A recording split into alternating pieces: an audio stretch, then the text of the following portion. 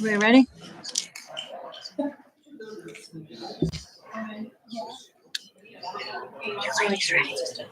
Ready?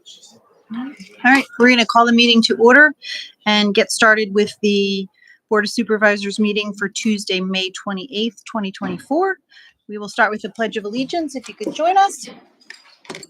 I pledge allegiance to the flag of the United States of America and to the republic for which it stands, one nation, under God, indivisible, with liberty and justice for all. Thank you all for coming out. Is there any public comment tonight on anything that is not on our agenda? Any public comment at all? No public comment? Okay. Our consent agenda is item number 4. I'm going to move to approve the consent agenda as presented for the following: the minutes of the May 13th, 2024 board meeting and the payment of the May 28th, 2024 bills. Second. Is there any public comment? All in favor? Aye. Okay. In planning and zoning, number 5 is review of zoning hearing board applications. Marianne McConnell, our zoning officer. Marianne? So included in your packet is a summary of 2 applications submitted to be heard at the June 5th zoning hearing board. The board may remain neutral on the applications and let the zoning hearing board render a decision based on the testimony presented, or they may send the solicitor's office to oppose an application. This action would require a motion, second, and vote of the board. We do have a representative for the second application here if you have any questions in regards to that. Personally, I felt like we could send these ahead to the zoning hearing board without speaking in favor or against, but if anyone else has any thoughts. I had some questions about the first applicant and the towing business that's being operated out of their home with the vehicles present. There's, multiple tow trucks and a flatbed trailer outside of that residence. I do trust our zoning hearing board, but I would support sending the solicitor in opposition of granting relief. I would agree with that. What's everyone else think? It seems in line with what we've done in the past, yes. Okay, and we're fine leaving it for the second.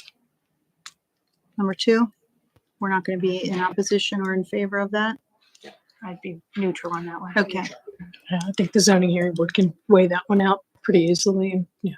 Okay, so I'm going to move that we're going to send solicitor to oppose item number 1, which is 126 Woodland Drive. Do I have a second? Second. Any public comment? All in favor? Aye. Aye. Thank you. Number 6 is the Village of Windsor Land Development Resolution Extension Request. Carolyn McCreary, Township Manager. Good evening, thank you.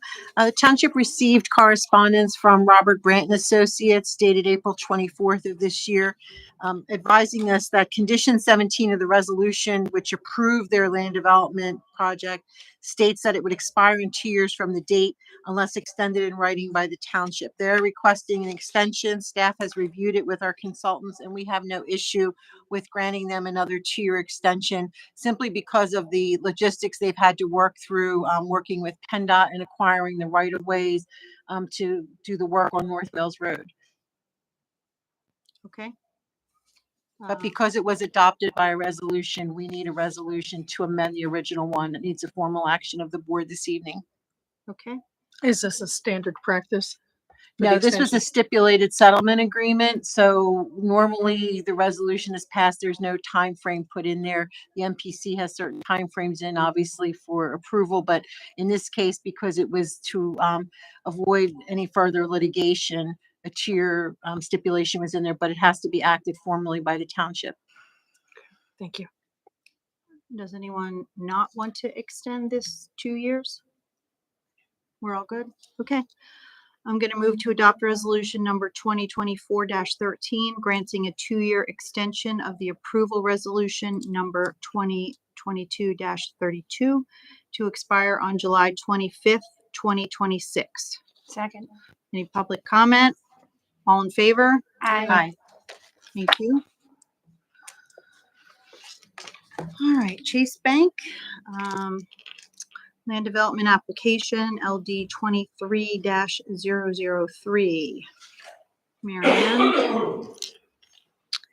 So Chase Bank has submitted a land development application to demolish the former car wash and gas station and construct a new bank building with a drive-through at the property at the corner of 309 and North Wales Road that sits within the C Commercial District. The proposed use is permitted in this district. Variance has been granted for below minimum standards for buffering landscape screening on 3 sides of the property. They were presented their application to the Planning Commission during their March 21st, 24 meeting. And they have representatives here this evening to go through their project and answer any questions you may have. We also have Damon and Jim here from Gilmore Associates available here tonight to answer any questions as well. Good evening. Thank you for having us tonight. My name is Bob Careless. I'm an attorney at Cozen O'Connor. I represent JP Morgan Chase Bank. I'm joined tonight by Aaron Bodenschatz of Core States Group, our civil engineer on the project, Shannon Kramer, our architect on the project, Core States Group, as well as Eric Ostenchuk and Frank Falzone of Traffic Planning and Design, our traffic engineers on the project. As Mary Ann alluded to, we are here tonight on what's known as the 309 car wash. We are the current ground lessee of the property. We do not own the property. As I'm sure the board is well aware, the car wash operation is not in operation today. So the property is currently comprised of a vacant building and a canopy structure to former gas pumps that are on the site. Zoning, as alluded to, is C commercial. We are surrounded by commercial uses on the site, and we are proposing a 1-story bank branch building with a drive-up ATM, on-site parking, and other site improvements such as landscaping and a widening of North Wales Road to provide a right turn lane to 309. This has been a journey for us to come here tonight. For those of you who may have been following our application, we were into the township last year for zoning. As Mary Ann mentioned, we went to the zoning hearing board in spring of 2023 to reduce the 25-foot landscape buffer around the perimeter of the site.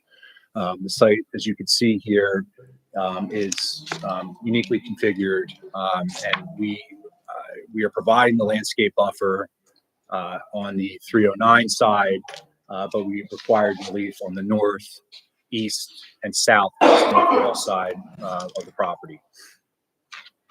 Notwithstanding the granted zoning relief, our proposed landscaping represents a substantial increase over what exists on the property today, as you can see on the photos that we're displaying.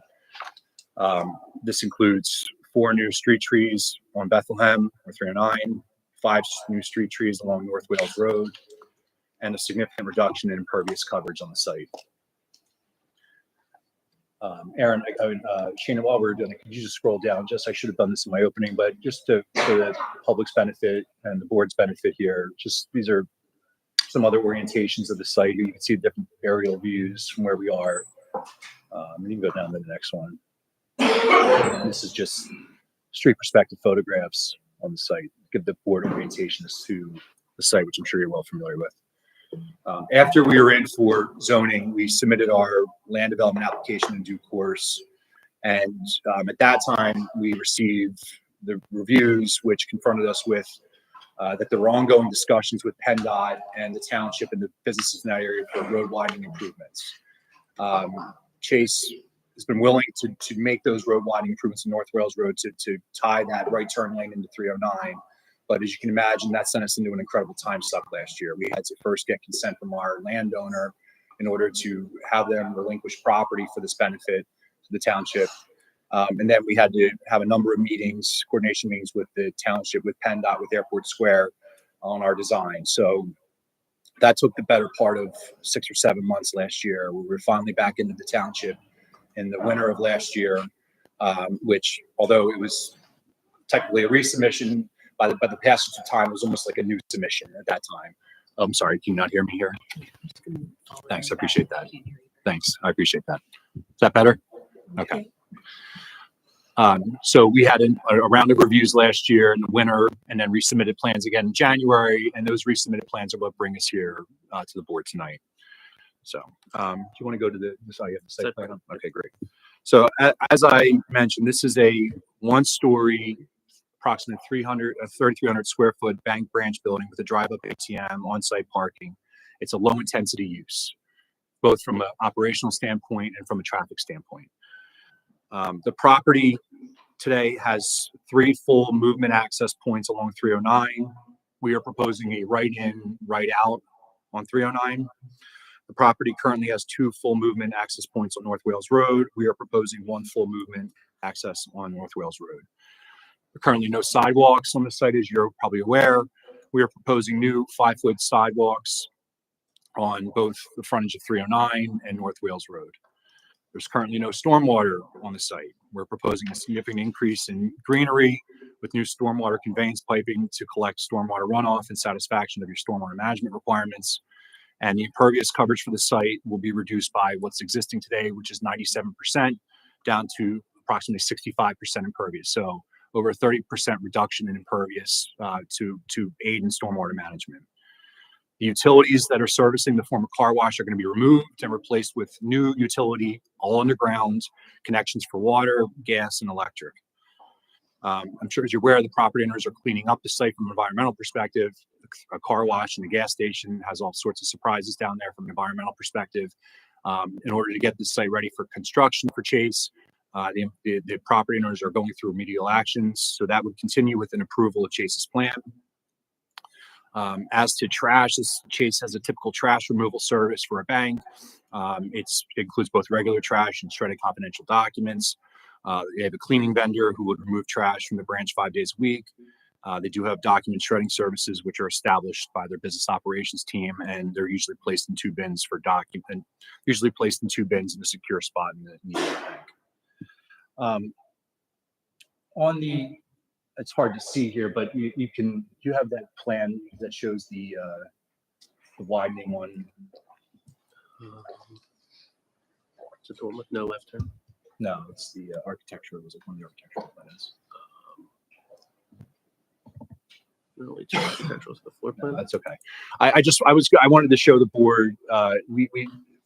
The reduction on North Wales was not insignificant. We're talking about 2,600 square feet of property here in order to accommodate this. So this was a substantial process with our landowner and with Airport Square and with PennDOT and with the township in order to come to this point to present this plan to you tonight. So I just wanted, we have an exhibit for that, but we can come back to it. As to the building, why don't you go on to the architecture? Why don't you just pull up the elevations? This is a modified Chase prototype building. It contains a number of what you would typically see if you drive throughout southeastern PA and you see the Chase buildings. But this site in particular has been configured to accentuate the site conditions. And what I mean by that, and Shane, if you can indicate, the corner entry tower is pointed toward the intersection of North Wales Road, and what Chase refers to as their jewel box accent feature, that's pointed directly towards Bethlehem Pike. So both of these features offer nice visual focus points for the township. The conference room that we're providing also has a nice accent feature that faces 309. It's accented in metal clad panels with a curtain wall system that offers significant light, and that's similar to what you have here in your meeting room. The base of the building is clad in fiber cement panels with wood grain texture and dark brown. And the entry tower and ATM pump up are also clad in these panels, but with a different accent color, a lighter gray. And the conference room or the jewel box is clad with silver metal panels. And then the back of the area, the back of the building is to receive a cream color texture stone veneer. As Marion mentioned, we met with the Planning Commission on March 21st and received a recommendation of approval. The Montgomery County Planning Commission reviewed the plan and issued a letter dated March 1st in support of the project. The plan's been reviewed by your zoning officer, and we will comply with their comment letter of March 5th. Plan's been reviewed by CKS engineers on behalf of the Township Sewer Authority, and will comply. The plan was removed and approved by your fire marshal pursuant to his letter dated March 8th this year. The plan was reviewed by your police chief, and as I mentioned, we are already in compliance with his letter. We have eliminated that left out of the site, so we are now right in, right out. There's no left turn into the site, no left turn into the site from 309, which was the subject of your police chief's concerns. We've eliminated that concern, so we are now in compliance with his review letter. The plan was reviewed by your accessibility coordinator, Gilmore, and we are comply with her letter dated March 11th. And finally, the plan was reviewed by your township engineer, your traffic engineer, and your landscape architect in the combined letter dated March 11th. And we will comply with the exception of comment 13C, which is a design element that's now a waiver, which I'll get into in just a moment. But I wanted to run through the waivers for the board. You have 5 waivers in front of you here. Your SALDO requires a 20-foot softening buffer adjacent to all property lines. As noted, your zoning hearing board granted relief for us to reduce the screening buffer on North Wales Road and along your northern eastern property lines, our northern eastern property lines. And this waiver simply traces the relief that was granted last year. Your landscape architect has reviewed this waiver and has no objection. Your SALDO requires 5 street trees along 309 and 10 street trees along North Wales Road. As I mentioned earlier, we're proposing 4 trees along 309 and 5 along North Wales Road. So due to the road widening on North Wales Road, we lost a significant amount of room that we otherwise would have had area for planting. And we're also dealing with underground utilities along 309, which is a common problem along major corridors. So we can't plant the trees where the code would want them planted. So your landscape architect reviewed our waiver request, has no objection, subject to us giving you a fee in lieu for the non-planted trees. Chase is willing to give you the fee in lieu for the non-planted trees. That's $3,150. Your SALDO requires shade trees to be the primary planting type in the parking lot. We had a bit of an interpretation disagreement here, but in any event, your landscape architect disagreed with our interpretation, but doesn't object to a waiver, again, subject to us providing a fee in lieu for the 3 shade trees that are interpreted to be planted in the parking lot. Chase has no objection to that. We will give the township the fee in lieu of the $1,575. Your SALDO requires bollards in the parking spaces. Chase's typical design is to provide wheel stops instead of bollards. So they would request that we be permitted to put wheel stops in there just to be consistent with their design and elements across other facilities. Now, your SALDO requires that the intersection of 309 and North Wales Road to be rounded with tangential arcs at a minimum radius of 40 degrees or more as may be required. The current condition is a 25-foot radius. Chase is proposing a compound radius as outlined in the memo from traffic planning design that's in your packet. As in lieu of just a complete waiver, this is what we would offer as sort of a compromise position to what we can achieve here. The justification for the waiver is a bit of a totality analysis here. There's not just one hardship, it's a totality of a few hardships here. First, as I mentioned, Chase does not own the property. We're a ground lessee, and there was a significant amount of time lost in the project last year when we had to go back and negotiate with our landlord on the road widening for North Wales Road. So those efforts have been heavily coordinated and caused a lot of time with us. So that would send us back into a time suck, because it's not just as easy to say, okay, we'll shave off the corner. That has site impacts. So that would require re-engineering and other site modifications in order to comply with this comment. One of the biggest issues here is that there is a communications vault situated at the northeast corner of the intersection of North Wales Road. Are you able to indicate what that is on your plan there? Okay. Yep. In order to comply with this comment, the vault would need to be removed and relocated. And first and foremost, we do not own the communications vault, which is fairly obvious. We don't know who does. As we outlined in TPD's report, we've contacted virtually every utility company known to man in this area, and no one's claiming ownership of the vault. The vault does not appear active at the moment, but again, the ownership is a critical piece here for us. The vault is also in the legal right-of-way, which means it's certainly not our property to touch, or our landowner's property to touch. We've engaged PennDOT on this issue, and the feedback that we received from PennDOT is first and foremost that they believe Verizon owns the vault. And Verizon's telling us, 3 different people at Verizon are telling us they don't own the vault. So we're in a bit of a circle that way. We put to PennDOT, well, if anybody would have the ability to authorize us to relocate, remove, and relocate the vault, it's probably you. And what we're learning from PennDOT is that in order for PennDOT to authorize the removal of this vault, it would be a long and arduous process for fairly obvious reasons here. The vault, as I mentioned, sits in the legal right of way, and PennDOT doesn't have the automatic unilateral right to just tell us to rip it out, right? Someone owns this thing. And what we would expect from prior experience is that PennDOT would look to Chase or the property owner for an indemnification. That if someone ever comes out of left field claiming, why'd you rip my vault out, and PennDOT gets sued, we would be hooked in. And respectively, our position that would be an unreasonable position to put Chase in. PennDOT understands the corner radius issue, and what we're told is they do not want to see the project lost because it would in turn lose Chase's road widening along North Wales Road. Even if we got to the point where we were told we could rip the vault out, it would no doubt be probably Chase's expense to have to do it. And at the minimum expense for an inactive vault, our prior experience tells us that would be a minimum of a $200,000 expenditure for us. And that could get higher if someone eventually comes out and says, that's my vault, and we have to work with them to relocate in a suitable location. So, and we also would have to relocate a traffic signal mast arm that's at the intersection in order to satisfy this code requirement. And our estimate for that work would be $50,000. It bears mentioning here that Chase's use, bank use, does not generate truck traffic. So we're getting caught in this situation here because we're developing a corner property, is what's happening.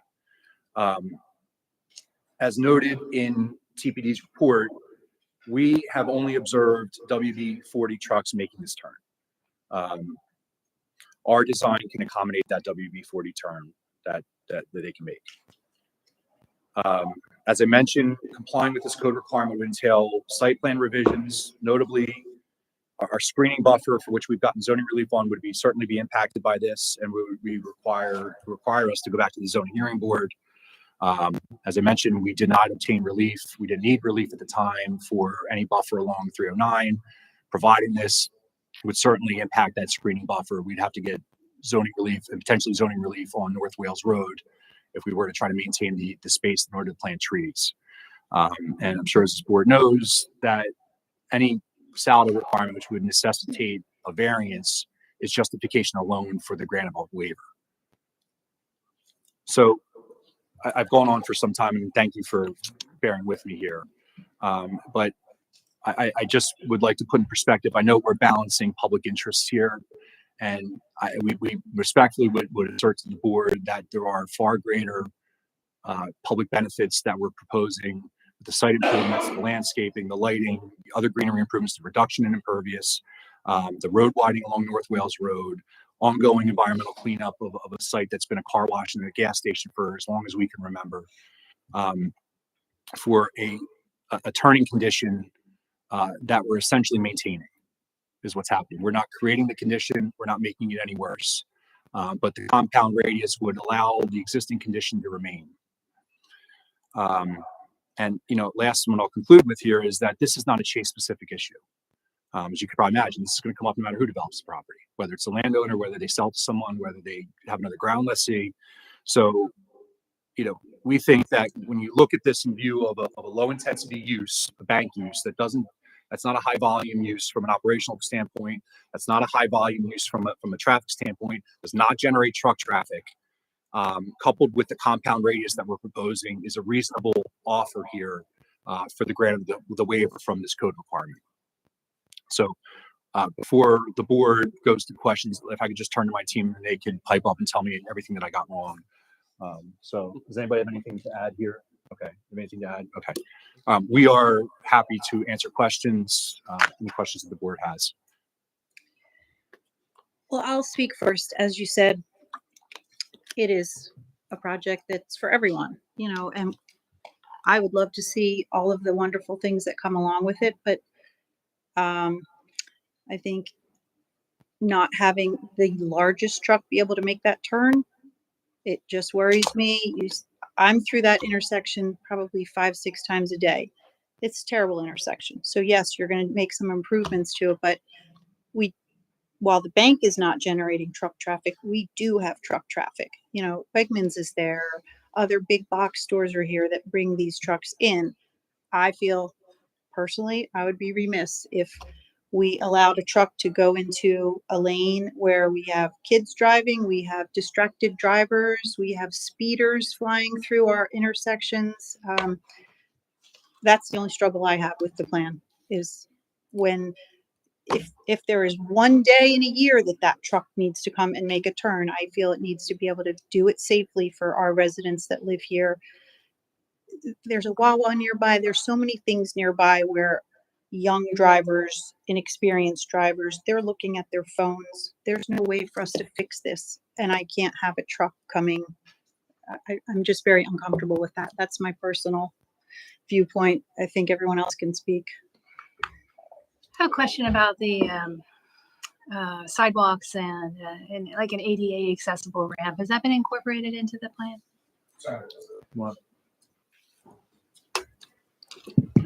Could you repeat the question, please? That intersection, you know, so I'm happy to hear that you have the sidewalks incorporated into the plan on both frontages. Is there an ADA accessible ramp as well? And is the signal also equipped to allow pedestrian access across the crosswalks in either direction across Bethlehem Pike and North Wales Road? Right. So, good evening, Eric Ostenchuk, Traffic Planning and Design. As you'll see there on the plan in front of you, it's depicted on the land development plan of a ramp that will be modified on that corner. Once we touch that corner, we're going to have to provide the appropriate ADA compliance in that area. That hasn't been designed in terms of PennDOT plans yet because we're still working towards a solution on that corner. And hopefully with the waiver granted tonight, we can move in that direction. But that will be all reviewed with PennDOT, the timing. Your township engineer will review that, make sure the pedestrian accommodations are appropriate. On the southeast corner, there are no pedestrian facilities today. As you can see, it's a curb, and then there's essentially parking lot on the other side, and it's signed for no pedestrians, and that would remain. But you could still cross 309, and then the western leg you can see on the left side of the plan. There's a crossing. What we will be doing if we move forward is to work in conjunction with the Airport Square plans of improvements there. So essentially, what we've done is when we went through the original applications, we got feedback from the township and PennDOT that they would like to essentially see the improvements, quote unquote, completed for the intersection. Airport Square was, providing some improvement, but the missing piece, so to speak, is along the frontage and providing that additional lane along North Wales Road, such that you have 2 lanes in each direction on North Wales Road to cross 309 versus the one that was proposed for the Airport Square. So that will all be incorporated into the design with regard to ADA compliance on that corner. Carolyn, go ahead. In our capital investment plan, we have this intersection as one of our priorities, but because of the Village of Windsor behind Airport Square, working in conjunction with that, we have it slated for 2025 to replace the signal. And then obviously anything we do there, we would also make sure there's ADA, but we want to make sure that we're doing it in conjunction with the Village of Windsor, so we're not putting things in, having someone tear something out. Obviously, the road being realigned is part of the Village of Windsor project. But this intersection was incorporated into our sidewalk plan that we had. It was, yes, it was. Yeah, and didn't we also incorporate then, or envision a crosswalk across North Wales Road there at that intersection? I'd have to pull out the walkability plan. I don't remember whether there was a crosswalk put in there. I know anytime we've talked about intersection, we've talked about the pedestrian button, obviously the handicap ramps, because anytime you make an improvement there, you have to go with whatever is being required with the current ADA requirements. I mean, my big concern is that, if we're making an improvement to that intersection, that we, sort of follow the plan that we had already mapped out. And account for crosswalks going both directions as well as the necessary ADA accessibility on both sides. Oh, well, related intersections. Well, part of the issue also is because of what the Village of Windsor is being required to do on North Wales Road. That the board at the time when there was a discussion, even though walkability has been critical for that area, the board felt that the safety of getting the traffic through and widening of North Wales Road sort of was a priority over that, simply because of some of the things that were said tonight. You know, the movement of drivers, the congestion that happens at that intersection, the number of accidents that have happened at that intersection. So anything we do in terms of improvements, we would do in conjunction with the Village of Windsor and make sure that it meets the board's requirements for walkability. I didn't think that their plans extended that far all the way They're out required to do Bethlehem intersection Pike. improvements as part of their, All the way to Bethlehem Pike on yes, North Wales? because if you'll recall, the batteries and bulbs property, Uh-huh. they have to do some, you know, the way that was written was that there's, I think, 3 properties that they have to get easements for. And it was for purposely to be able to put another lane in on North Wales Road, and then also for the walkability that we had talked about. Yes, they're required to go all the way out to that intersection, which is why we didn't want to do the intersection now, make our improvements, and then have something have to be relocated as a Right. result of their work. Well, what about the crosswalk? We can always put that in at our, you know, when we're doing the traffic signal improvements itself. We can put a crosswalk in across North Wales Road, as long as we meet the PennDOT requirements. Okay, thank you.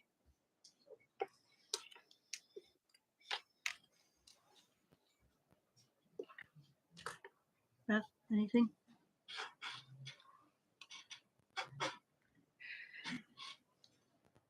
I think we all agree that this is a really a tough intersection because of um, the diagonal nature of the, so that on both sides, whether you're coming either way on North Wales Road, that a right-hand turn is tough for trucks to have.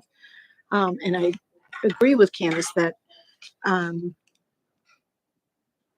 know, we don't want to have that be a continued issue.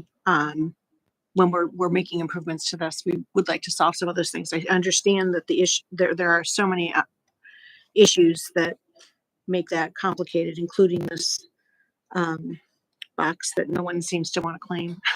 And I that's unbelievable. It's a $200,000 cost to rip it out. And no one's claiming it, probably because they don't want to have to pay for the remediation of that. You know, how do you solve that problem for any of anyone that would want to be at that spot? That's where I have saying I understand it's a problem, it's an ongoing problem, and I don't know who solves that without rerouting the entire North Wales Road to straighten it out. But that's not something that's a possibility. I'm just saying I don't know how to solve that problem. So Yeah, if I could just respond briefly, you know, I should have pointed out, you know, I know this isn't the direct answer to the question, but you know, keep in mind that this isn't the only way for trucks to get out of the township here. They can also go the other way, you know, because we're talking about contemplating large trucks coming from commercial uses down the road from us. But it's certainly not coming from us. So, you know, if we're talking about uses that are down the road from us, it's not that they can't, they could just go down to 463. Right. So it's not like we're shoehorning them out to 309 and forcing them to make this right turn. Now, this is an existing condition today. I understand the desire to want to improve that condition. I just, you know, I was thinking about this all day of how to say this, because the last thing I want to do is come up here and be perceived as posturing, but it's not a posture. It's fact. I make sure the board has the information. If someone's going to do this with relocating that ball, it's not going to be Chase. This project is that they've been at this too long with too much money, and the project's not going to be feasible if they have to go through all this, lose all this time, spend the money. Which is why they have a totality argument. It's not just they just don't want to do it or that impatient, it's too much money. It's all the things I mentioned. So it's not that I should, you know, give us a waiver for walking. It's just I just want the board to have all this information, because you have an existing condition today, and what you're going to end up with is waiting for either the landowner to sell to someone to come down and improve it. Groundless is similar to us coming in to improve it, or I suppose a condemnation at some point from PennDOT. You know, the 3 ways that this could happen, but it's not going to be Chase. So, you know, I again, I hope you hear that the right way. It's just, I want you to have all the information as you're making your decision tonight. The other thing, you know, what we would ask is, you know, essentially I think what we're saying is we would like, you know, some deference to PennDOT here. It's a state highway. And we're talking about a condition that's going to go onto a state. I understand the public policy and public interest concern of the board here, but we are, as part of our HOP, going to be continuing to work with PennDOT, and as a condition of approval, we're going to need an HOP from PennDOT in order to record a plan. And if we get an HOP from PennDOT, that means PennDOT signed off on the corner. So I say that for what it's worth and for your deliberation tonight. But again, it's an existing condition. I can understand if we were creating the condition. We are not. Well, we have the letter from TPD here, and I think we have our experts here. Do you have anything more to add to help us with this? One thing I would like to add is. Excuse me, Damon. Sure. Yes. Okay, the condition we do have here is an intersection that's already being modified on this corner. Typically, when we modify an intersection, we're going to make it compliant to be able to accommodate the traffic that is there. In this case, we do have large trucks that are coming from what Candace said is like the shopping centers around, such as Airport Square, possibly even Taco Bell, Home Depot. We also have an arterial right there where we want trucks at 309. We want to be able to give the trucks the ability to usually turn there either left or right and to accommodate that. In addition, the other thing we're doing is with the Village of Windsor, the southeast corner is also being modified to be able to accommodate the WB 62s and 67s. So we already have one applicant already doing that to be able to accommodate the trucks there. And I would just point out that I'd be curious how many have dealt with this communication vault issue that you know of. So my understanding of the communication vault at this time is the vault is abandoned or nobody's claiming it. No one's claiming it. It appears to us to be. We did get access to it after we had asked you for. I think our team is working with you to try to see if Public Works get us to look inside. And Eric, you could speak to this as well. But it appears to us that it was either abandoned or it was installed and not hooked up. We can't tell the difference. Okay, but there's no wiring in there. There are the tubes in there. There's conduit and there's pull strings, for lack of a better term. These things, to give you an idea, they're not shallow structures. They were pretty deep. They're about 10, 15 feet deep. And at the bottom of it is conduit for wires, which has been installed, but there's no wire. So someone owns it, someone installed it with the anticipation of using it, and they didn't use it or they're going to use it in the future. We just don't know who owns it. And says we don't know it. Verizon says we don't know it. Crown Castle says we don't know it. AT&T, the list goes on and on and on. And in speaking with PennDOT, they're kind of shaking their heads that they don't know the next steps. It's difficult to prove a negative. So can we prove it's abandoned if no one's claiming ownership of it? And then what happens in 5 years when someone says, oh, we had plans for that. Where's our vault? So that's when the identification goes into play. Damon, what were you going to say? Because you were interrupted. You started to talk about the vault. I guess one thing I would say is maybe work with our solicitor. Maybe he can find a way to determine if it's abandoned or what else can be done. It does look like the vault is currently on your property. It looks like there's there's two right-of-ways I see on the plan. There's legal right-of-way that runs along the curb line, and there's a required right-of-way that is back from that. I believe it's in the legal right.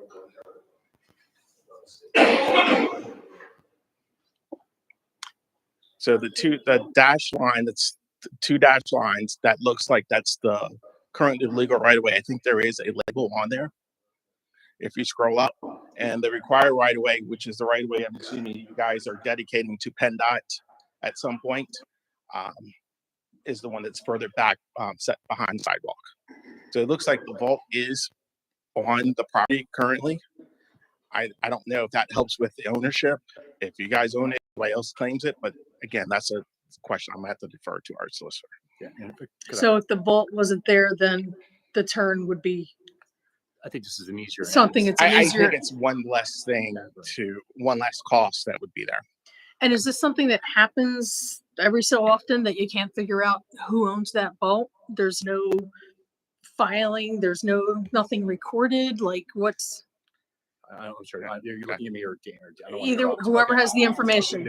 We have title and there's nothing recorded, which is what supported our position that this is in the legal right of way. Because otherwise, if this was on our property, we would have seen something recorded. You would think. right? Maybe. You would see something recorded. We But see you know, you odd would think things that all the something. time.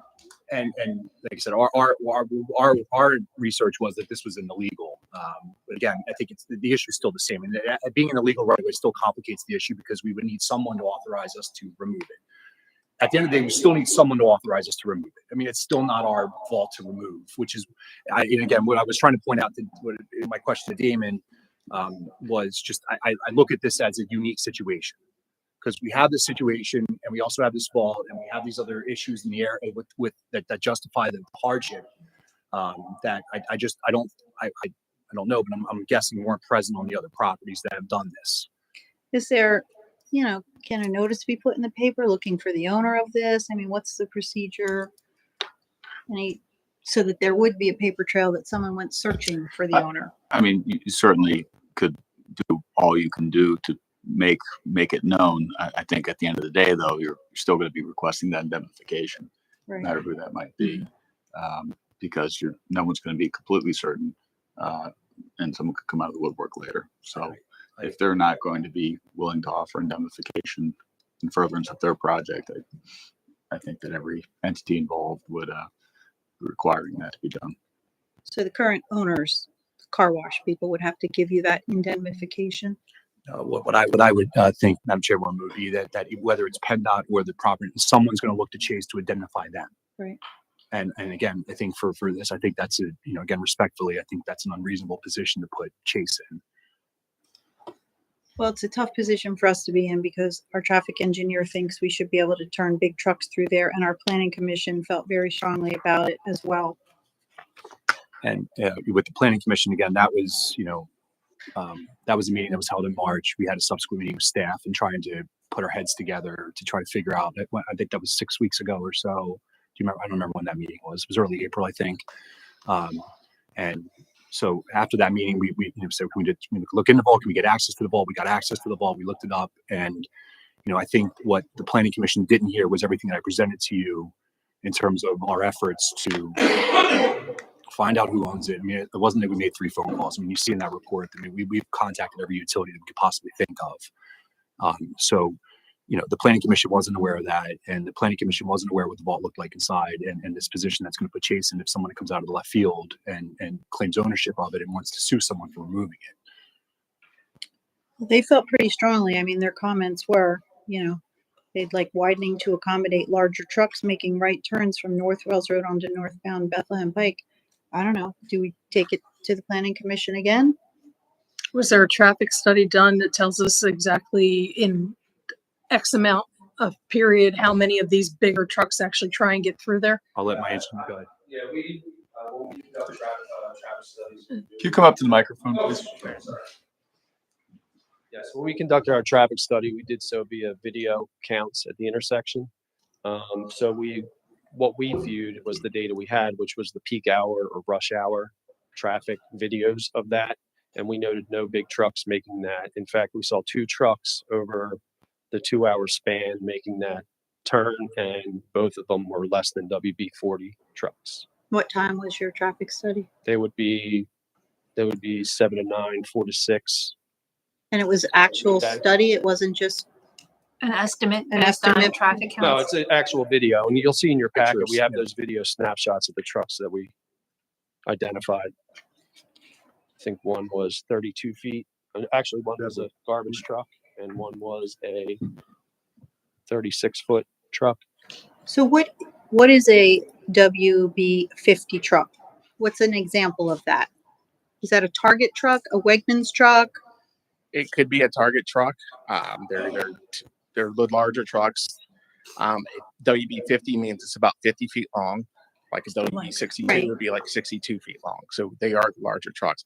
And just to follow up on what Eric said is they did look at the video and they didn't see trucks during the peak hours. Now, honestly, most trucks do deliveries during off-peak hours. You don't want the trucks with the peak hour traffic. Usually you try to get away from that. So they're doing their deliveries mostly off peak hours, which they would not have seen. So what do you think? Not me? Damon, Oh, I'm looking okay. for I Damon. can't tell. Sorry. Right. My recommendation is I would like to see the intersection widened to be able to safely accommodate the truck traffic at that intersection. Okay. You are our traffic professional. And a township resident. Correct. Mm-hmm. So, I think that's where we stand. So, if that's a no-go for you, we're gonna have to say we're sorry. We'd love to see the project come through if you can change your minds and work with us, but that's what we're gonna need for that corner. Yeah, again, I think I've listed a lot of justifiable and reasonable reasons that justify the hardship here. The hardships are in your saldo for a reason. Waivers are in your saldo for a reason. So again, I can understand if we were up here saying we're just not doing it. Sorry, Mhm. but you are. well, we're not. Indeed. No, we've given you not only the cost that's associated with it, the ownership issue that's associated with it. This is not. We cannot just do this. Chase can't. This isn't a matter of the plan gets denied or the waiver gets denied, and you're going to see us come back in a week and with a new plan. Like that's not going to happen. We don't own this property. So whether this is in our property or not, which we don't think it is, we either need PennDOT to tell us it's okay to do it, which we have. They're not telling us they can do it. They need the property owner to tell us it's okay to do it, which we don't have any evidence that anybody has any right to put the vault there, which suggests it's not our property. So it's just not something that we can do.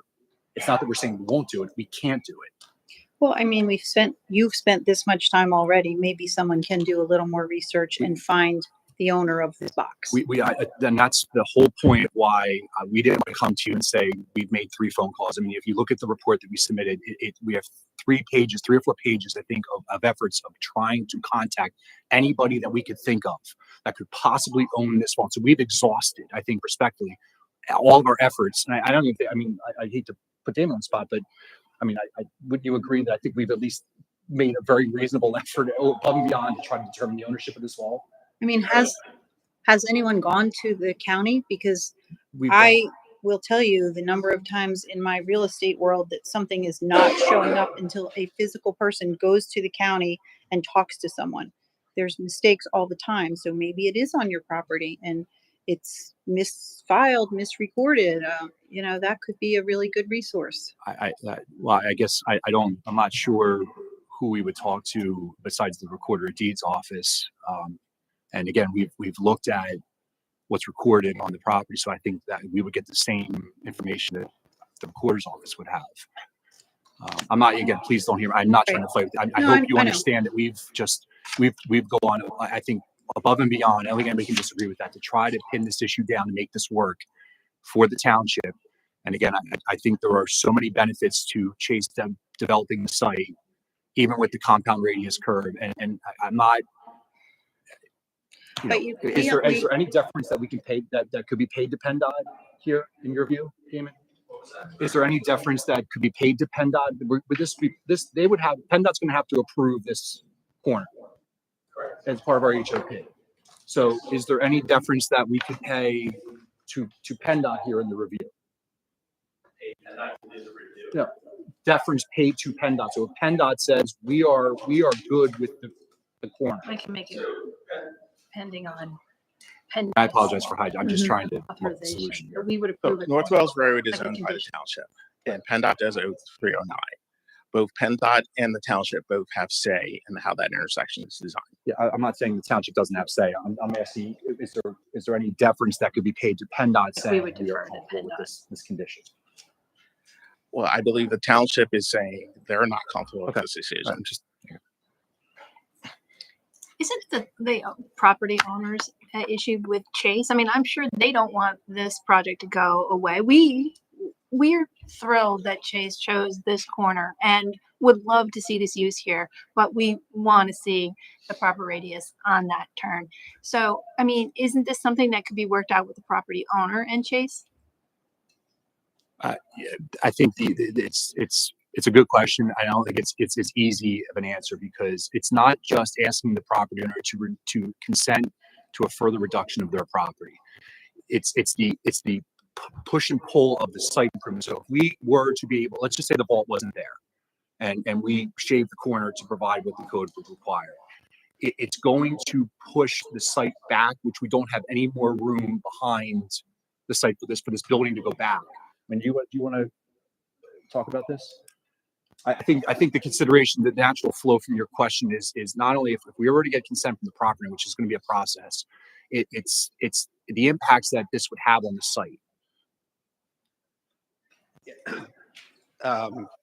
The site, although in the front corner where there is all that new green space, looks like a vast open area, it is, but as you push the radius further into the site, in order to maintain the buffering and screening that's been approved and provided, that will push all the proposed improvements, inclusive of the parking, the drive aisles, and the building back into the site further. And it gets to a pinch point in the planned north portion of the site where we run out of room to be able to push the site back any further without before we run out of room to be able to do so, basically. So if we provided you with waivers, so that you didn't have to have as much buffering, would that get us closer to? It's not a waiver, it's a zoning issue. Is it? Oh, okay. So we'd have to get a variance. you'd have to get a variance from the zoning board, which we could also appear in support of, right? We could. They could request an amendment to the variance that was already granted. They would just have to, they would have to go back to the zoning Favor of hearing. that. Yeah. I'd be in favor of that. Same. So we're certainly willing to work with you on other parts where we can. To But accommodate this. we want this corner to be, as our traffic engineer thinks And it the should property be. owner should want that too. I would think. Well, they're gonna run into it anytime, With so it whatever- would behoove them to work it out with you. Right, figure it out with you so that you guys can You move know, forward. Again, I know I'm sorry I'm repeating myself. It's not just as easy as the property owner saying, take another 22,000 square feet of our property. It's the vault that's really the biggest issue here, is, one of the biggest issues here. Do we Going- have that vault report with what they did? Because I'm not seeing that in our packet, or am I just missing it? Is there? I mean, can we just put this on hold for 60 days to have more time to investigate the vault? I mean, There's got to be some precedent too for abandoned vaults. Right. I can tell you, It's Commissioner, Barrett, that, we yeah, have I can't read it. turned up every rock that I think we can. I mean, if Madam Chairman, if I could, I guess, have your deference for a second, maybe I don't want to make the decision for Chase, so if I could step out and just, my client was supposed to be here, I think, I'll see her. So if I could make a phone call just to. So if we can take a recess and maybe talk a little bit in the back as well while he does that, and then we can come back. I don't know. Is that? No. I don't Yeah. think we should be discussing the application. Gotcha. In the back. Okay. Mr. Careless, if PennDOT decided that they wanted to condemn this area for their own purposes, what would PennDOT do in that situation? I mean, who would they contact related to the vault? Has anyone asked PennDOT that in your community? I did pose that question. But they didn't have an answer, quite honestly. They said, it would likely be some kind of condemnation on the vault, and, it would be in PennDOT's hands because they would be looking to do the improvement. So their chief counsel would have to make the, determination recommendation to them. That's essentially as far as the conversation went. Say this, there's not a big precedent for these abandoned utilities that I've ever seen, but there is a precedent that we run into this all the time, where there is some sort of obstacle to providing what you would deem a compliant intersection for WB 62.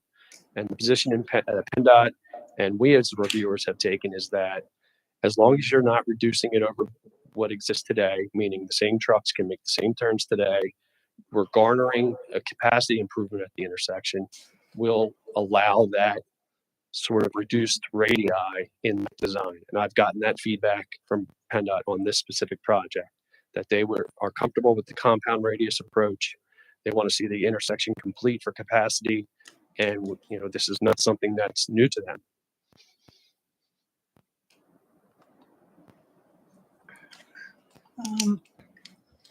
Can we just put this on pause for a minute so he can go make his phone call and go on to some other items? Absolutely. I mean, we can, We're just gonna pause for a little bit. we're not going to table it to the next. I meeting. appreciate Yeah. it. Go Yeah. make your calls All and right. we'll talk about some other things Yeah. for a few minutes.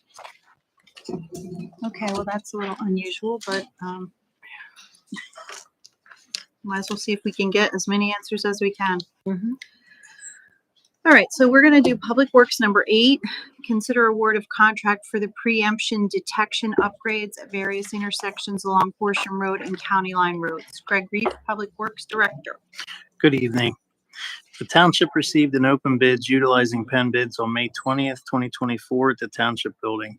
Kilmore and Associates, a township engineer, reviewed the two bids ranging from $153,525 to $203,924.75 and is recommending award of the bid to Armor and Sons Electric Incorporated, the lowest responsible bidder, with a bid of $153,525. The recommendation letter and bid tabulation sheets are included in your packet. The board authorized the advertisement of the bid at its public meeting on April 25th, 2024. A total of $100,000 was included in the 2024 capital investment plan for various traffic signal preemption detection upgrades along Horsham Road and County Line Road. So our recommendation would be to award the bid as recommended to Armor and Sons Electric Incorporated. And they've done work for us before, correct? They've like done, them? yes. Okay, everyone good with this? I'm gonna move to award the contract for the traffic signal preemption detection upgrades along Horsham State Road 0463 and County Line Roads to Armor and Sons Electric Incorporated, the lowest responsible bidder, in the amount of $153,525 per the recommendation of Gilmore and Associates Township Engineer. Second. Any public comment? All in favor? Aye. Aye. Next thing, we have Township Communications, a new resolution 2024-15. That'd be Mr. John Walco. Thank you, Madam Chair. This is a resolution that was proposed by my office as a result of a recent United States Supreme Court decision in Link versus Freed that came out in mid-March. In that case, addressed whether a public official speaks for oneself or speaks for the agency or entity they represent when they make public comments, whether they block somebody, generally on social media. And in that case, the municipality was sued under Section 1983 because of this public official's actions. But the Supreme Court determined that there was no violation because in order to act on behalf of your government entity, you have to actually possess the actual authority to speak on that entity's behalf and purport to speak or exercise that authority when speaking, generally on a social media post. That first area is often a gray area. Sometimes it's not clear one way or another. You may have a social media page where you comment on your private matters. Maybe you speak up on something that's related to general township business. You might have an employee or nobody on this board, but a future supervisor who may go rogue and say that they are speaking for the township and that this is what the township's going to do, or this is what the township is doing, and purport to sort of bind everybody and communicate something on behalf of the township. In order to avoid that gray area and to make it clear that nobody, whether a public official or employee, has the ability to speak on behalf of Montgomery Township or the Board of Supervisors without it coming through, majority vote of this board, this resolution establishes that as the policy. To be clear, this isn't preventing anybody from speaking out.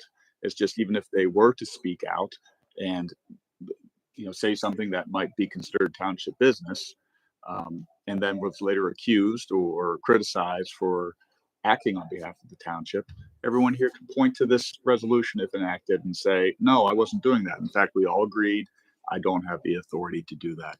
So this is more of a shield for the township in case the township was to arise in a situation like that in the future, where this can be taken out and shown that it was considered and that nobody would have that authority to speak or act on behalf of the township. Again, that includes actions such as blocking people.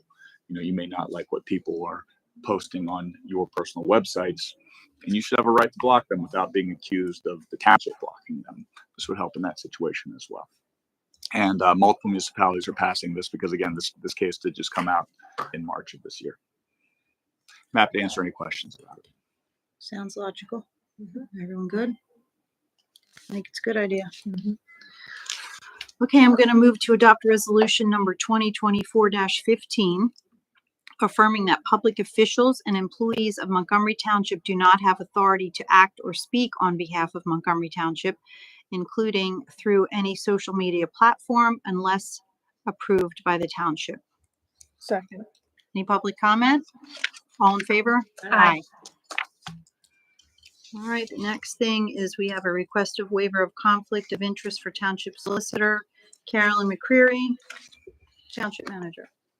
Thank you. Included in your packet is a letter from the Township Solicitor, Sean Kilkenny, requesting your consideration of a waiver of conflict of interest in connection with his firm's representation of Montgomery Township negotiations with Rise Up Towers. Mr. Kilkenny's firm represents Rise Up Towers in transactions for the development of wireless communication facilities in other municipalities. So what we are asking for tonight is the board to approve the waiver of conflict of interest in connection with the representation of Montgomery Township negotiation with Rise Up Towers. This relates to the cell tower facility that's being proposed at the Eureka plant on Lower State Road by the Montgomery Township Municipal Sewer Authority. Anybody have any questions? I'm not real comfortable with signing off on this. He does represent Rise Up Towers, which is after exactly the same thing in other municipalities. It seems like a conflict to me, and that's just my personal opinion on it. Okay, anyone else have any thoughts? It's, the Rise Up Towers is contracting with the sewer authority, which is a separate entity. And although, they have come before us for an amendment to our ordinance, I don't see that as a real direct conflict. So I would be supportive of allowing this waiver of conflict of interest. I feel as if it's because it's a sewer authority issue and they have their own solicitor, that it takes it one step away. I'm okay with giving this a thumbs up. I'm okay with it too, but so say we pass this resolution and then become uncomfortable. At some point, we could just appoint someone else, correct? You could appoint someone else for counsel to relate to any matters you believe are conflicted, or we can evaluate where the situation will rise with our firm at that time with Rise Up, whether there's any active ongoing matters. But yes, this isn't something that's written in stone. This is more, again, to be transparent. Okay. Certainly there isn't anything going on between our firm and Montgomery Township. Correct. But if something was to come up that causes it to be reconsidered, it certainly could be reconsidered and revoked. And certainly we'd want to make sure that you were comfortable with moving forward. And I just look to avoid any appearance of impropriety. So if the rest of the board is good with it, that's my. Okay. I feel better that if anyone gets to a period of feeling uncomfortable or something were to arise, we can revoke this and move ahead with someone else. Okay.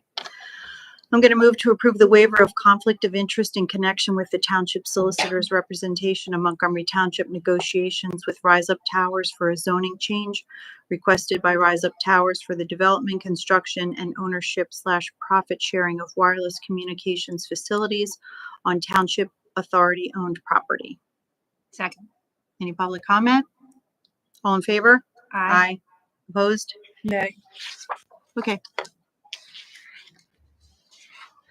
Next thing is proposed ordinance amendments for the Montgomery Township Municipal Sewer Authority. Carolyn McCreary, Township Manager. We've got a couple different ones on here. Thank you. This relates to ordinance amendments that were presented to you at your last meeting by the solicitor and the director of the Montgomery Township Municipal Sewer Authority. There are two separate ordinance amendments. One would amend grease interceptors and sand, soil, and oil separators. The other one would amend revised limits for BIS to ethylhexyl phthalate and mercury. These have been properly advertised, and because they are in your code of ordinances, have to be done as an ordinance amendment. Sounds good to me. Anyone have any questions? We don't want to be dealing with those things anyway. All right, I'm gonna move to adopt ordinances 24-341 and 24-342, amending chapter 187-75 as noted. Second. Any public comment? All in favor? Aye. Aye. Perfect timing. How are we doing? Thank you for your, Sure, we got some business taken care of. Chase's feeling is that we have come too far to not take you up on your offer, to try to see what else we can do here. So they're willing to, I guess, postpone or table this for 30 or 60 days or 30 days, I guess, to maybe start with that if we could. If it'd be a table, it would show up on the next agenda. And I believe 24th. maybe we should have waited for number 12 before the proposed summer meeting schedule. Because we're only having one meeting. Well, but usually it would be the second meeting anyways, for zoning and land use matters. Correct. I don't have dates. I mean, it's 30 days sufficient time. Well, Mr. Walker, what I was thinking was I think you have to table to a date certain, correct? So we couldn't. Tabling means it shows back on Right. the next. Now, if you're saying let's continue it to the July agenda, we can have it on the July agenda where land development matters planning and zoning matters are handled. Again, I'm not sure what that would be for summer meeting schedule at this point, but obviously it's not in anyone's interest to come back in and say we need another 30 Correct. days. Well, I mean, my thought was I feel like in 30 days, we're going to know whether we have a lead. So if we do have something, I'm happy to come back and say and report that we have a thread that we're pulling. Do we need to give more time though, and he can come earlier than the time? I mean, what I'm hearing is July 8th would be the meeting after the June meeting. Okay. So you'd provide an update, and then if you need more time, you want another. I guess my thought was, we're either going to have something or we're not, by then. So, I mean, we're willing to take the board's offer to try to continue to work on this if we can. Great. But I didn't want to push it out too long if we're going to end up empty-handed by, your June meeting anyway. So at least we could come back and try to report to you the efforts that we made and see where we are. I just didn't want to push this out too long. So again, Chase, you're being a ground lessee, they're just having a hard time carrying this property without anything happening. So I'm trying to be mindful of that as well with my client. Can we agree to the July 8th meeting, whatever the first meeting is in July, if there is something that you believe should come before the board in June, there's time to get on that agenda as well. That would, as long as we can get on the June agenda if we If necessary. That's reasonable with us. So Great. Okay. Okay, so do we need to have any kind of motion So here? at this point, I think it doesn't need to be advertised, but it's my understanding the applicant's agreeing that this board could reconsider this resolution at the first meeting in July, which I believe is July 8th, but whatever that first meeting in July would be. And if something comes up where it's in a position to be considered previously, staff will work with the applicant to make that happen. It is July. I guess if I could ask you to look forward in your agenda here for a second. When is the meeting in June? Just so I It can. is July. June 10th. June 10th. It'll be June 10th. Okay, so you're on once a month. Okay. Okay, I see now. I'm fine. I thought it was at the end of June. Okay, so that's the meeting you're canceling. Yeah, so it'd only give you 2 weeks if we did it I in June. hear you. Okay. Yeah, take the time till July. Okay. All right, so can I just say so moved to what you said? Also, so it'd be a motion to continue consideration of the resolution. Okay, I am gonna make a motion to consider the resolution until such time as we can Continue it. continue it. Second. Any public comment? All in favor? Aye. Thank you for Thank working you. with Great, us. thank you for your Yeah, time. thank We you. appreciate it.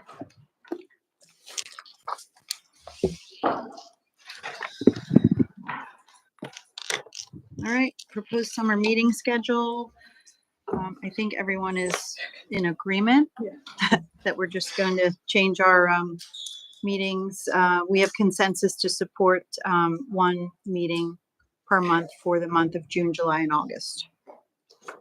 The only thing I would say is with the caveat, if something were to come up that is time sensitive, either that needs to meet the MPC requirements or is a matter of potential litigation or something that we need to move forward, we would alert the board to that and we would have that meeting. Sure. But right now, the way we looked at everything, Mary Ann had a very comprehensive schedule of all the projects that are in the works when they're going before the planning commission and then when they would subsequently go to before the board. I've spoken with Public Works and with Fire, and the bids that you've already awarded are in process, so we don't have anything coming up again that would be requiring us to have 2 meetings a month. So for the summer months, we'd like to go to 1 meeting. I think everyone's agreement. We're all good with that. Thank you for that. I think that's everything. New business, department reports. Anyone have anything they want to talk about?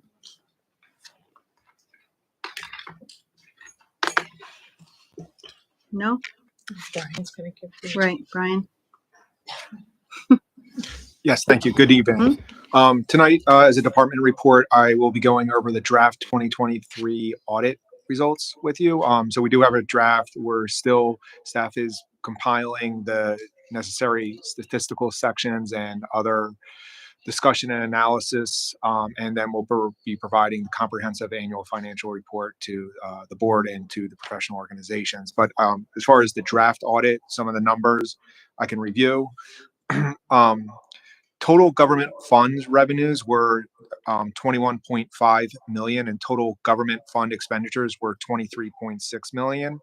When I say governmental funds within our audit, this includes the general fund, the fire fund, street light fund, park and rec fund, capital fund, basically all the funds excluding the CRC fund that is considered a proprietary fund.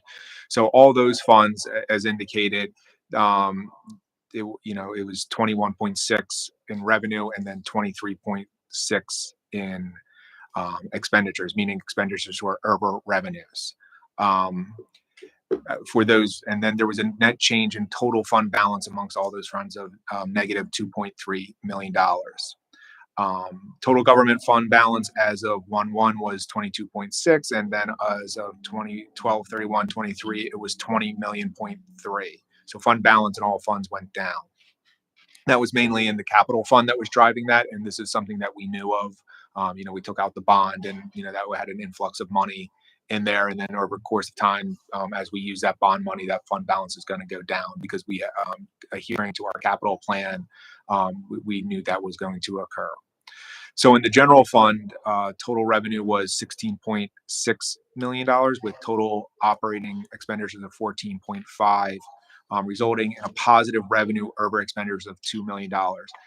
Now we expected this a couple of years back when we raised taxes. We knew we would have a positive fund balance in the general fund for the next couple of years, and then eventually eat into that to get to balance levels, and that was to fund certain items as we discussed at that time. But however, even though the operating revenues was over the expenditures, there was other basically interfund transfers totaling a negative $3.4 million, which consisted of 3.3 to the capital, which we, the board did in December, that would utilize general fund balance. Again, we had a policy, so that transferred 3.3 into the capital fund to help fund future projects. 115,000 to the recreation center fund.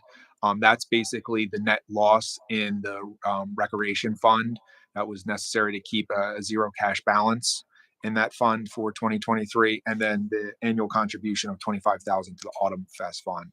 So with those interfund transfers, even though operating revenues were over total expenditures, the general fund had a net change in fund balance of a negative 1.3. Fund balance at beginning of 2023 was 5.7 million. At the end of 2023, it was that number is wrong. Yeah, I was gonna say. Yep, I'm sorry, at the beginning, hold on, I have to audit. I apologize for that.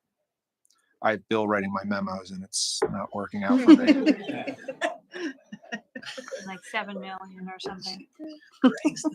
I'm sorry, I should have said Greg. I apologize.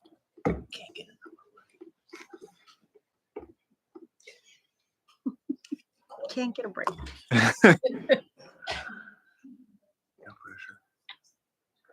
Yeah, it's no pressure like when you're trying. So I'm sorry, at the beginning of 1/1, our fund balance was 7.1 and the ending balance was 5.7. So I just mistyped the beginning balance in January 1st. However, the 5.7, that's within our fund balance policy that we adopted at the end of last year as well for the general fund. The capital fund's total revenues were $621,000, which consisted of interest earnings and then some intergovernmental revenues.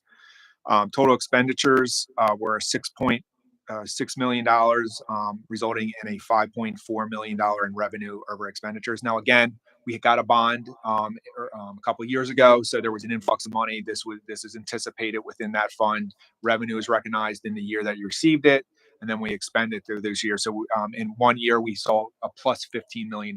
Now we're eating into that, and that's a result of why the fund balance in the capital fund is going down by 5.4 million. So the fund balance at the beginning of the year and the capital fund was 11.8 million, and at year end it was 9.8. And a lot of that has to do with the $3.3 million transfer from the general fund that I referenced a couple paragraphs below. The proprietary fund, which I also referenced, was the CRC fund. Their operating revenues were $911,000. Their expenditures were $1.3 million, resulting in a loss of $373,000. Total non-operating expenditures were 110, and transfers in were 426. So the total change in net position in 2023 for that fund was negative 58,000. The second page in my report is basically a summary of the verbal summary, a written summary, what I have just said above. I'm just showing all the other funds within our 2023 draft audit and how they did. The fire protection fund, they had a net change in fund balance, a positive net change in fund balance of 103,000. The park and rec fund, 133. Streetlight fund, 72. Highway aid, 653. Now the highway aid, we are going to start utilizing that fund balance. The last couple of years, we've used the bond money to pay for road projects, purposely building up this fund. We do use it for other operating purchases, for snow removal and other things like that. But now our moving forward, our capital plans has using this fund balance of the 1.8 to do all road paving projects, to take that out of the capital fund expenditures. And we did that strategically, Greg, Carolyn and I, a couple of years ago, just to help offset future capital expenditures. Environmental fund has a balance of 155, fund balance at the end of the year. Shade Tree, 395. Autumn Fest, 55,000, and debt service, 80,000. So all funds are doing healthy. There was nothing.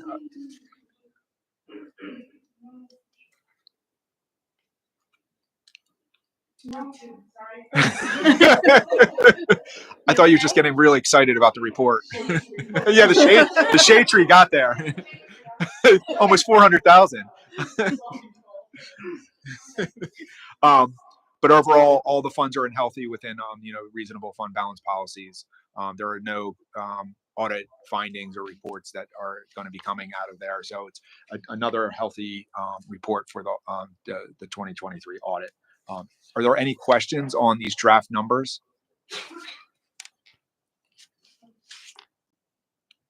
Anybody? Questions? No, looks good. Thank you. Yep. We have committee liaison reports.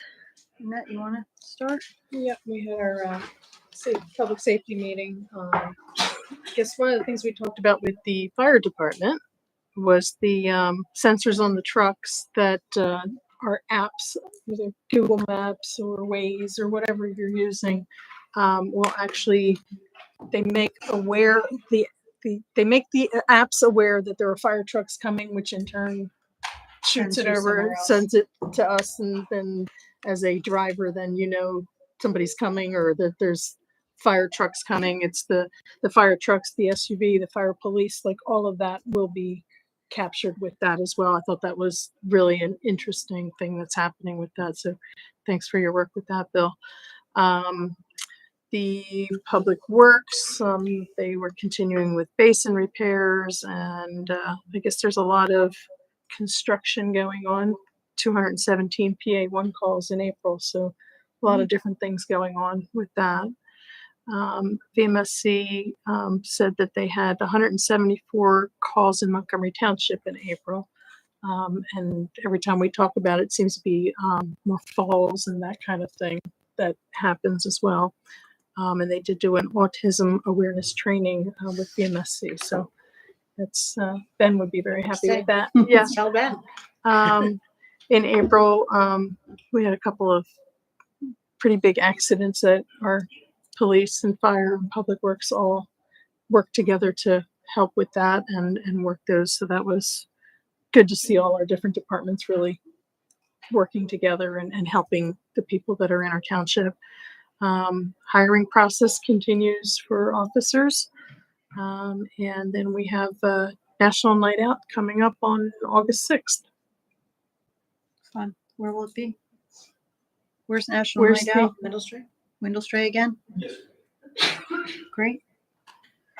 Planning Commission did not have a meeting because we did not have a quorum. So we'll see all that next month. So we had the sewer authority. The big news there was that Peggy Seitz has retired their office manager after serving the township for a lot of years in that role. So we're happy for her retirement. It's sad to see her go. And let's see, shade tree. Of course, we had our Arbor Day tree giveaway, and that was a huge success. There were no trees left over because we stayed till the end. 275 trees. Yeah, it was a really great success, and many thanks to all of the staff, particularly Marianne, who assisted in pulling that whole event together. Really well received, and I just love hearing the feedback from so many of the people who came through, who talk about how, they have acquired a tree through our free tree giveaway every year, and how they've loved watching them grow on their property. So anyway, it's just, really warms my heart every year. And so really good event. And then, of course, we had the Parks Board meeting and had another presentation on some estimated costs for the Windlestray farmhouse renovation project.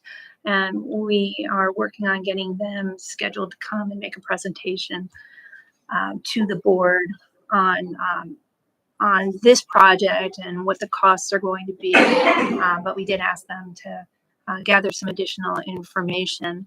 I think that, it's a really exciting project. The committee and the architects did a great job in pulling together all the information and the estimated costs for this project. I know while I was at PSATS that I spoke with several design build firms that specialize in these types of historic restorations for municipalities, and there's a tremendous amount of grant money available for these types of projects. So I'm looking forward to having them come and present the information to the board. Sounds good. Okay. Our business development partnership group, Matt, we changed our meetings to meet at lunchtime, 12:30s instead of the 8:30. Ironically, the It previous was 12:30 way back. So good. right. We're back to where it used to be. And the turnout is a little bit slim, which is just ironic because the person that actually asked for that hasn't showed up since he requested it, but that's the way the world works. Anyway, it's fine. One of the things that we're trying to do is come together with a form letter as to welcome new businesses as they enter the township.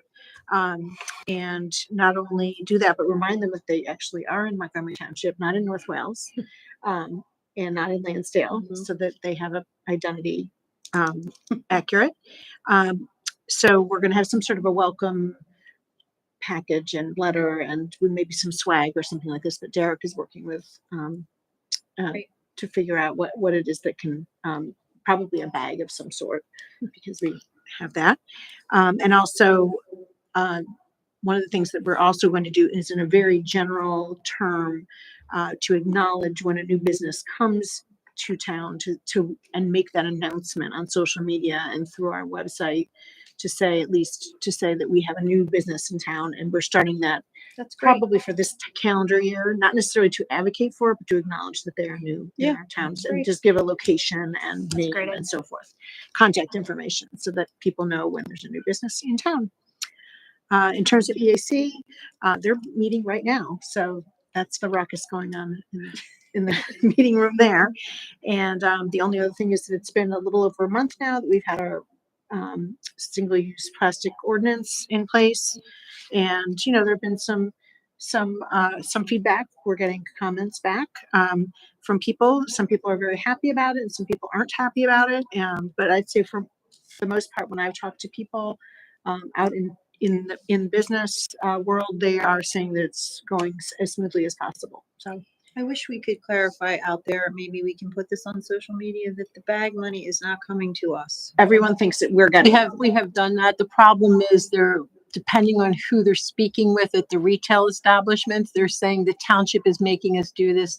It infers that the township is collecting the money. When people have reached out to me, I've told them it is to incentivize people so that instead of paying the 10 cents a bag, they'll say, well, I'll Bring your just bring bag. my own. And I've also responded to several emails that have called us out on that about 10 cents and how much do we need the money? And I explained that the merchant is keeping the money. Correct. So anyway, so far so good, I would say. I had a quick question, Greg. It looks like, was that little construction going on 202 for the Bellows, Bedford? Was that for the basin? Yes, All that nice, it looks so lovely now. yes. Yeah, that was all part of that project. That was like all last week, right? Took a long time. No, actually, they were in and out probably in a little less than a week. A week. Yeah, they did a really nice job. Yeah. Well, it looks great from the road. I haven't seen it from the other side, so The best thing is the pipe is fixed. it's great. Nice. Lots of people will be happy. So is the bear gone now? Oh, yeah. Do we know? It's spring. Yearlings come across the river. It's spring. He was hungry. I mean, It's very They get attractive. kicked out and they have to go and He venture wanted for to come see themselves. Tanya. I'm sure it was time that his mom threw him out and he's fending for himself now. Every spring. That's what I was thinking too. All right. Well, on that note, is there anything else? If I could just add something just before we close, Friday night, we had our first event Oh, for it the was Memorial Day amazing. weekend, Yes. Star Stripes in Remembrance. I think I can speak for all of staff to say that we were thrilled with the attendance. We were thrilled with the sense of community. Everybody who thinks that we lack it because we don't have a official town center, we're not a borough with a main street, should have been out at Windle Strait Park. The lights came back on after the fireworks, which were fabulous. They were. And people stayed. People stayed and were talking. The three beer vendors who were there were very thrilled to be part of it, and we had no issue with having it open like that. Now, granted, it was, it was restricted to that one field, which is very different from Autumn Fest, but it showed that, we can evolve with, the events. We had no idea we were going to have that kind of turnout.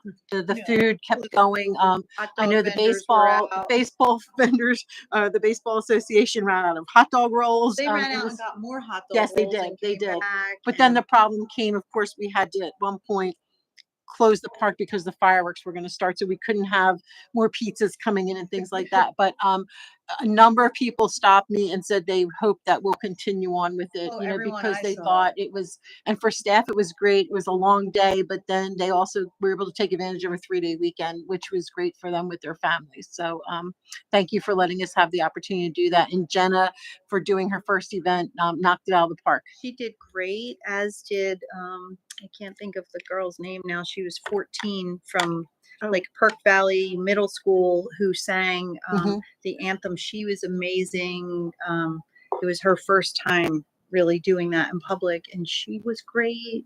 The junior ROTC, they did a great job. Really nice event. So I hope we can, make it a tradition and carry it on. It was great. Thank you to everyone, all the help. Really great event. All right, if there's nothing else, I'm gonna move that we adjourn. Second. All in favor? Aye. Meeting adjourned. Thank you all you were our public tonight. Thank you for coming out.